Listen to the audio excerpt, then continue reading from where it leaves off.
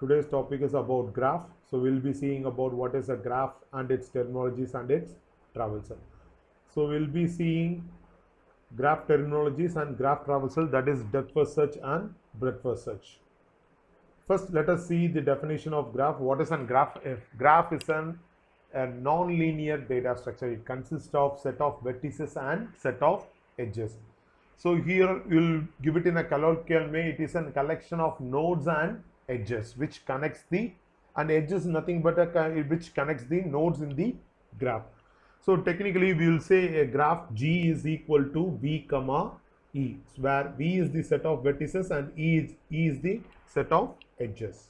So let us see an example. So a graph is given over here. Here capital A, B, C, D, E are the vertex. Okay. So the line that are connecting between the vertex are called as edges. So which will be written in the form of pairs AB, AC, AD. So which are the pairs that are available? That will be represented, the set of pairs that are available for a graph will be represented by the capital E. So here you can see that if there is no path exists, then you will not have a pair that will be in the set of edges. For example, I don't have a path from A to E, so you don't have the pair A to E in this set of edges. So let us see an example of graph terminologies. Example for the graph terminologies. So first one is going to be a vertex. So vertex is otherwise called node in a graph. It's an individual element in the graph. If a graph needs to exist, it needs minimum 2 vertex and 1 edge. So what is an edge? Edge is nothing but connecting link between the 2 vertices, okay, or 2 vertex. It is otherwise called an arc. So we'll be saying, for example, let us assume I have A and B. So I need minimum 2 vertex and 1 edge to connect them for a graph for its existence. So here A and B are the vertex, and the line connecting A and B is called an edge. So we will write B is equal to A comma B, and the only one set of vertices we have is, you have to write it in the bracket A comma B. This edge is of 3 types, that is of 2 types. One is undirected edge, another one is a directed edge, and sometimes this edge may be a weighted edge. So based on the edge, you will classify the graphs into different types. So let us see what is first undirected edge. So if there is no arrow mark, only a straight line is connecting between A and B, then it is called undirected graph. Technically speaking, A is adjacent to B and B is adjacent to A. That means I can travel from A to B and B to A. Then that edge is called undirected edge, and we may call it as a bidirectional edge also. What is directed edges? You may represent a directed edge using an arrow mark. You can see it is an arrow mark that is representing A to B. So here B is adjacent to A, but A is not adjacent to B. So what do you mean by that? I can go from A to B, but not from B to A. It is a unidirectional edges, right? The next type of edge is weighted edge. So an edge can be given with a number. So this number represents whether it represents the cost of the travel, or it represents the length, or it represents the weight of the edge. Sometimes this weight can be of negative value, then we call it as a negative cost or negative weight as edges for the graph. Now next we will see about the different types of graphs. Based on the edge, we classify the graphs into 2 broad classification, either a directed graph or undirected graph, either a weighted graph or unweighted graph. So what is an undirected graph? In an undirected graph, if you have an edge called V comma W, then it is mean that I can travel from W to V or V to W. So technically we will say that W is adjacent to V and V is adjacent to W. So it is undirectional. It's or otherwise it's called a bidirectional graph. Okay, so that is why we have the term called undirected graph. I can travel from any direction. What is a directed graph? A directed graph is otherwise called digraph. So have a name of it. Okay. So here if you have a edge called V comma W, then W is adjacent to V, but V is not adjacent to W. Simple. If V to W means W is adjacent to V, but V is not adjacent to W. That means I can travel from V to W, but not from W to V. The next one is a mixed graph. If you have both weighted graph and unweighted graph together, then we call it as a undirected graph, and we call it as a mixed graph. Right. Next one is a source and destination. If an edge is directed, then its first end. So this we call it as a source edge, source vertex, and this we call it as a destination vertex. Okay, or destination node. So in only in directed graph you will be having a source node and a destination node. So based on the graph, you can see the graph is can be classified based on their edge or based on their weight. So if you are talking with about the edge, means it can be an undirected graph. So you can see there is no arrow mark here, where here it is a directed edge. Okay, so I don't have any cost on my edge, so hence we can call this graph as a unweighted undirected graph. Now this one we call it as a unweighted directed graph. Now you can have weight also, so you can give the name as weighted undirected graph, and this one we will call it as a weighted directed graph. So this is how we will be broadly classifying the graphs. So next graph terminology we will be seeing about is incoming edge and outgoing edge. So for a graph, for example, what is an incoming edge is if that particular vertex is a destination vertex for some other source vertex, then we call it as a incoming edge. What is outgoing edges? For some other vertex, if my vertex is the source vertex. Simple, you can understand here A to B, here A is having an outgoing edge. Okay, so as far as concerned with B, it is an incoming edge from A. So why do we have this kind of terminologies? We will be calculating the in degrees. So what is degree is the number of edge connected to a node is called degree. So you can see in the diagram which is given in the graph. So for A, I have two edges that are connected to A. So the degree of the A is 2. And what will be the in degree is the number of incoming edges to the particular node is called in degree. You can see A is having only one incoming edge. So its in degree is 1. And it has only one outgoing edge. So the out degree of A is going to be 1. Similarly, we have calculated for B and C and D. For B, if you see the degree is 2, but the in degree is 2, but the out degree is 0 because there is no outgoing edge from B. Similarly, in C, you can see there is no incoming edge to C, but you will be having all of outgoing edges only. So in this way, we will be calculating what is degree and in degree and out degree of a particular vertex. Now let us come to the next terminology called path. What is a path? A path in a graph is nothing but a sequence of vertices. So that will be W1, W2 up to Wn, where W1 and that is where Wi comma Wi plus 1 is an edge that exists in the set of edges. Okay. So you should remember that if any two pair is written, for example, the above graph, if I am writing a path like A, C, B, D. Now if you see, do I have an edge for A to C? No. Do I have an edge from C to B is valid? Okay, from B to D, I don't have edge. So this is not a path. So what will be a path? You can see a path can be AB, you can have CA, CB and CD because there is an edge from C to every other vertex, and you can have another path also from C to B via A. So it will be CAB. So these are the valid paths where this is not a path. So you can see in your graph, if you take any two pair, that will be a set of edges. It will be in the set of all edges of the graph. Now what is the length of the path? So length of the path is nothing but the number of edges in the path. For example, in the given graph, if you see the path from A to D, I can start from A through, I can go to B and I can go to C and then I can go to D. Similarly, I can go to A itself from A. So A to B, B to C, C to A. So the length of the path for AD is the number of edges that are connecting.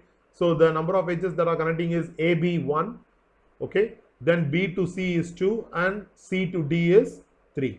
You can see the path will represent a series of nodes. I have 4 vertex, then length will be n minus 1. If the path consists of n vertex, then the length of the path will be n minus 1. Now next term is, what is loop? Loop is nothing but to itself. If your starting vertex and ending vertex is same, then we call it as a loop. What is a simple path? What is a simple path is, in a path, if all the vertices are distinct except first and last, then we can say that path is simple. Then what do you mean by cycle? A cycle in a directed graph is of path length at least 1, such that W1 is equal to Wn.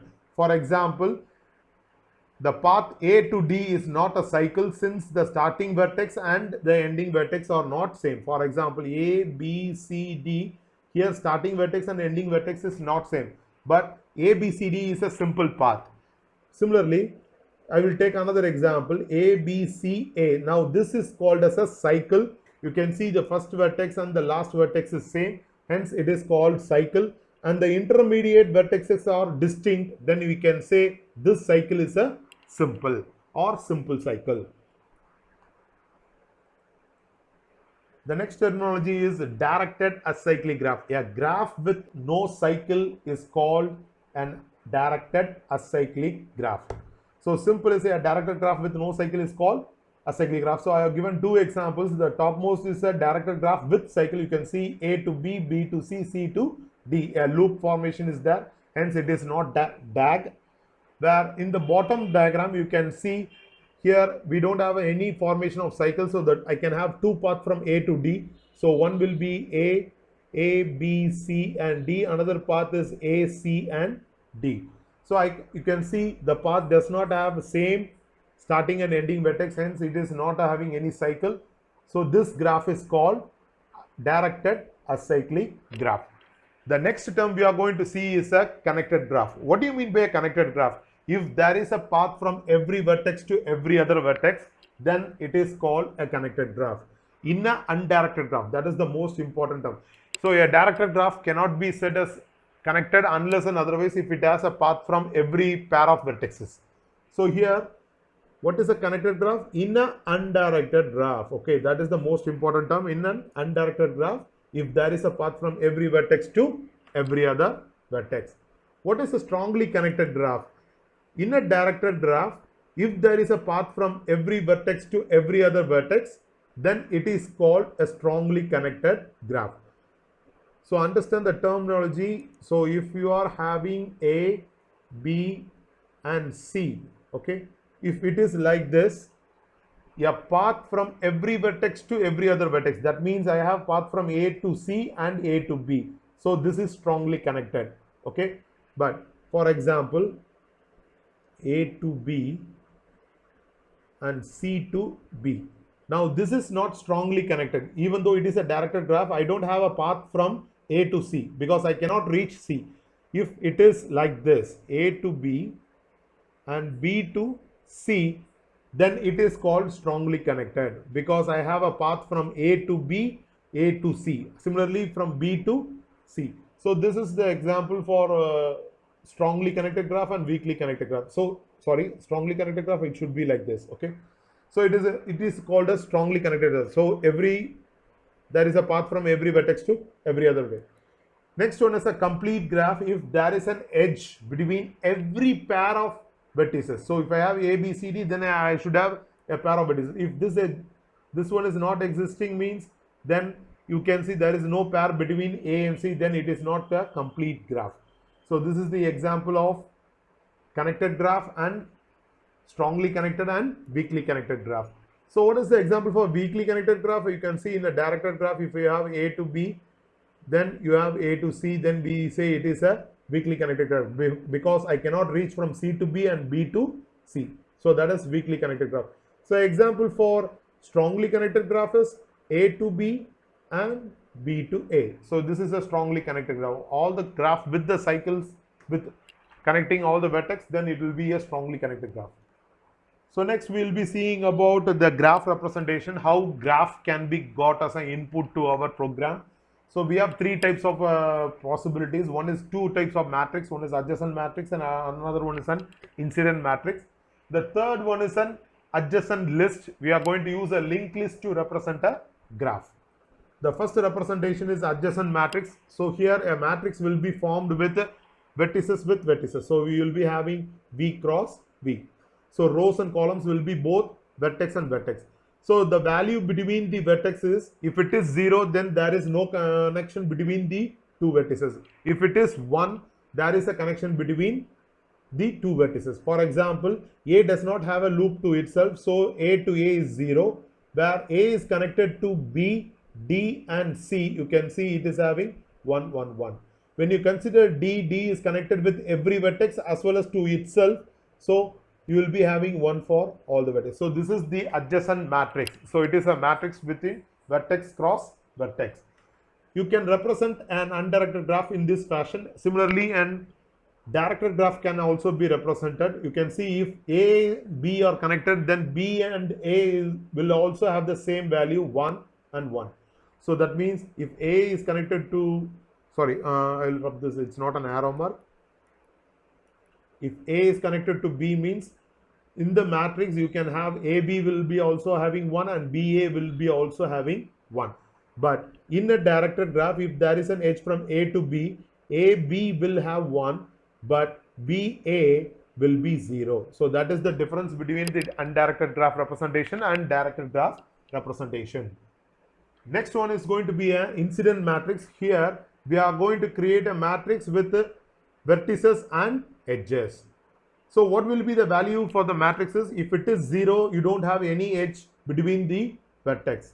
So that means 0 will represent that edge is not connected. That is, the vertex is not connected to any vertex. If it is 1, it will be having an outgoing edge. If it is -1, if it has a incoming edge. Let us take the example A. You can see here A it is having edge to itself. So it is a connected one. So you can see how many outgoing edges are there. You have 2 outgoing edges. So it will be having 2 outgoing edges over here, E1 and E2, and it has 1 incoming edge. Okay, then you will have others are 0. So what is this E1, E2, E3, E7 is? We will number the each edges as first edge, second edge and third edge. So all the edges will be represented and all the vertex will be represented. Which are the edge that are connected to that particular vertex will be alone numbered. For example, let us take E model. So E vertex, I will take E. So you can see E is having only 2 incoming edges. So E will be having only 2 minus 1 alone. For which 2 edges? E6 and E7. For rest of the edges, it will be 0 because these edges are not connected with the vertex E. So this is how incident matrix is represented for a particular graph. The next representation is adjacent list. So you will be creating an array, and each array will be consisting of number of vertices that are in the graph, that are number of nodes in the graph will be stored in an array. So A, B, C, D, everything are array. It has 2 parts. One is to store the node name and another one is a pointer that refers to the linked list. So what happens here is if A is connected with B and C, then you will have a linked list B and C that are connected. Similarly, if you see D is connected to A, to D itself and then to E. So you will have D is connecting to a linked list with A, D and E. So the final node will represent null value. That means these are the nodes that are connected with D alone. So here we are talking about only the outgoing edges alone, right? So this is representation using linked list, and this one is going to be the representation using array. I can use an array alone for representation. Each will be a some cross of matrix. For example, so this 0, 1, 2, 4 will represent the number of vertices, and each will be connected to a set of array in which they are connected to. For example, if 0 is A, you can see which are the outgoing edges to which node we have. It is going to be B and it is going to be C. So you will be having B and C as an array. Similarly, you can take B. B is having connected to D node and E node. So D and E are connected. So here this representation is a array. So that's why we are using array adjacent list for storing represent a directed graph. So here it is going to be a linked list, hence we call it as using a linked list representation.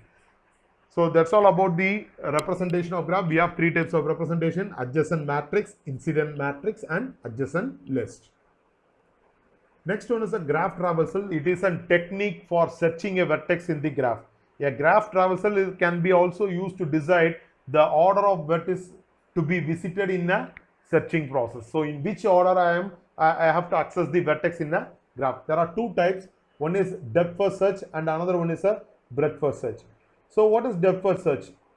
So depth first search traversal, it is nothing but you will be visiting the vertex once and you will be traveling towards the depth of the graph. After that, you will be recursive. It will be calling the recursively to the depth of the graph, and you will be coming back to visit the unvisited vertex. It will be creating a spanning tree, okay, and that spanning tree will represent in which order or in which direction that graph can be searched. A spanning tree is created for a depth first search without any loops. You will not have any loops in the spanning tree, okay, and this is a tree without with only directed edges alone. So let us see an example. Suppose this is the graph I have given and this is a directed graph. Now you can see I have to start from a vertex. So let us take, I am going to start from D onwards. So let D be my starting vertex. From D to the depth I have to visit. Now see, from D I can go to either C or E. So what you do is I will be using a stack. I will push the D into the stack. So now I will make my D is visited. So after D is visited, D is pushed into a stack. The next adjacent vertexes are going to be E and C. So now C and E are there. So I can take either C as visited. So here I am going to take C is visited. Now from C, where can I go? Which are the adjacent vertex? That I have to check. So from C, you can see there is no outgoing edge, so I cannot travel anywhere. So I will backtrack to D again to find any other unvisited vertex that are connected to D or not. So C will be popped from the stack. Then again, when I visit D, I am search what are the other vertex that are connected to that. So now E is connected. So the next vertex I can visit is E. I can go from D to E now. In E, will be made visited. So what is the adjacent vertex for E is from E I can go to only G. So G will be pushed into stack. Now from G I can see H is only adjacent. So here H and D both are adjacent, but D is already visited. So I have to go to only unvisited vertex. So from G I will be going to H. So H is pushed into stack. Now from H there is two possibility. I can go to A or I can go to B. So let us take in alphabetical order. Let me visit A first. So I will be visiting A first here. Then from A I can go to B. So B is unvisited. So from A I will be going to B now. So after B you can see there is no edge outgoing from B. So you will be popping out one by one from the stack. So that popping operation is meant for backtracking. So from B there is no other new node can be visited. So I have to backtrack again. So when I backtrack, I will be going to A. Then again from A, I will be going to H. Then from H, I will be going to G, backtrack.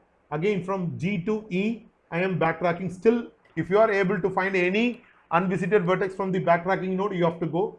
So E is also all the connected edges are visited. So I will backtrack to D. Now when I come to D, you can see the another vertex that I can reach is F.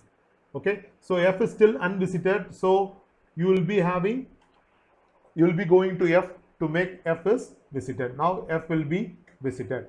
Now what is the spanning tree that is created? So finally you will backtrack from D and the process is getting stopped. There is no more vertex that need to be visited. Now you see here, how did we travel first? So first I traveled from D to C. So then I traveled from D to E, D to G, G to H, and H to S, and then finally G.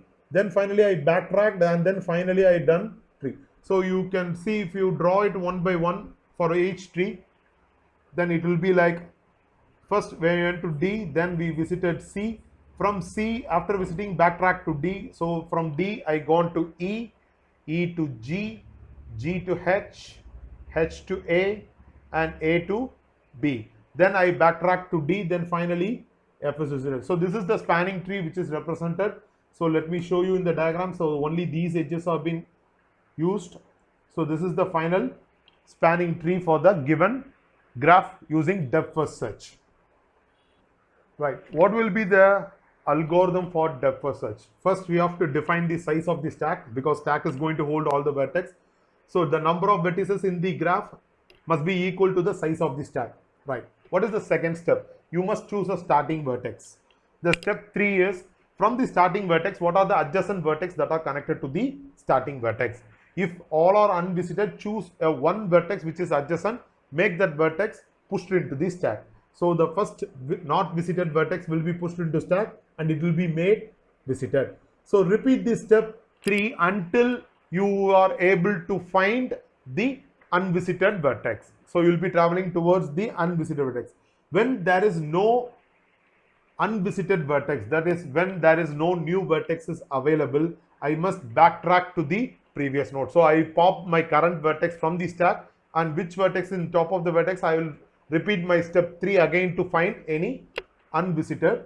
So the last step is the 3 and 4 and 5 will be repeated again and again until the stack becomes empty. So that means that I backtrack again and again until I visit all the vertex of my graph. So this is the algorithm for the depth first search. So simple, start from the starting vertex, see which are all connected to the adjacent vertex and which are not visited, go to the new not visited vertex, then travel towards the depth. If there is no new vertex can be found, you backtrack again back to the original node and try to visit the other unvisited vertex. So next one is I will give a pseudocode for this. So this is the pseudocode. Next topic is a breadth first search. Okay, so breadth first search also produces a spanning tree. Okay, so here also the spanning tree will not be having any loop. It is like a directed graph. The only thing is, you will not travel to the depth. We will be traveling to the sibling nodes. That is the breadth wise we will be traveling it. Let us see an example.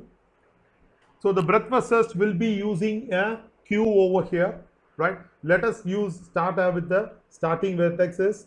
Yes, let us start with start. So in depth first search, you will be using stack implementation. In breadth first search, you will be using queue implementation. Let me choose the starting vertex. Let S be the starting vertex.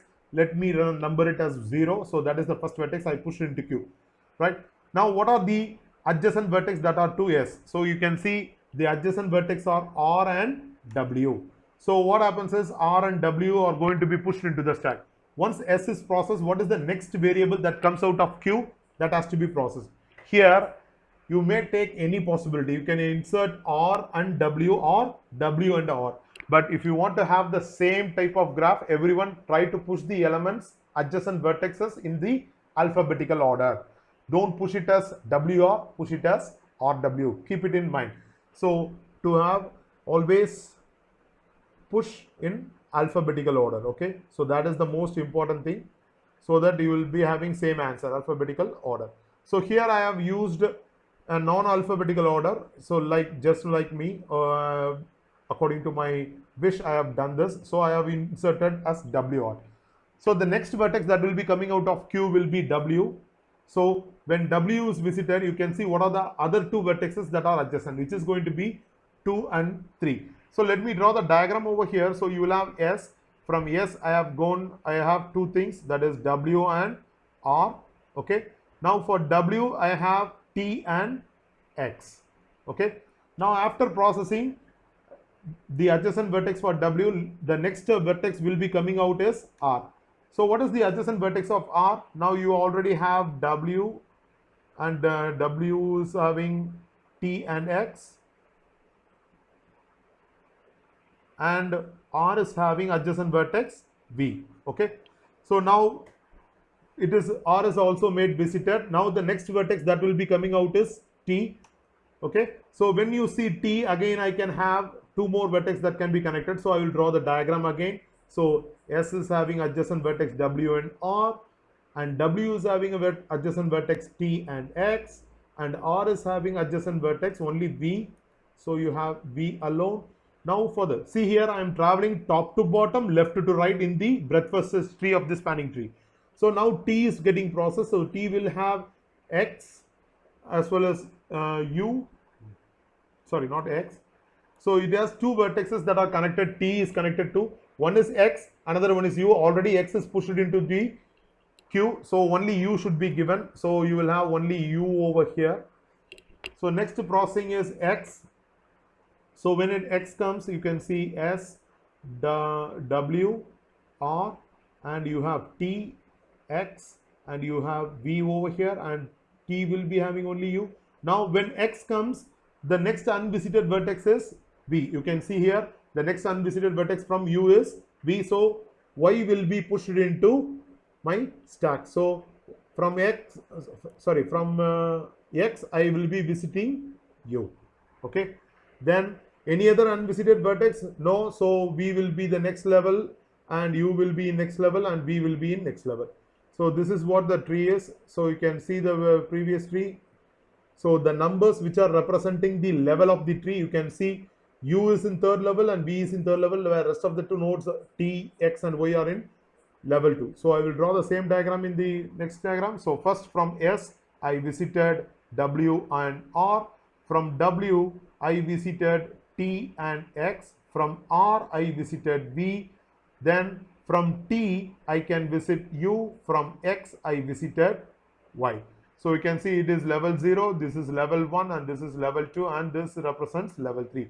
So the numbering in the node represents the level of the spanning tree. Okay.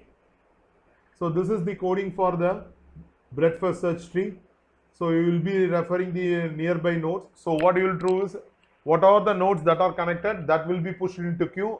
Based on the rear-ended nodes, you will be having visiting processing. Let me give you the algorithm. So we'll have same thing. You have to, first step is to, you have to choose the starting vertex. Choose the starting vertex. Then find, step 2 is find the adjacent vertex.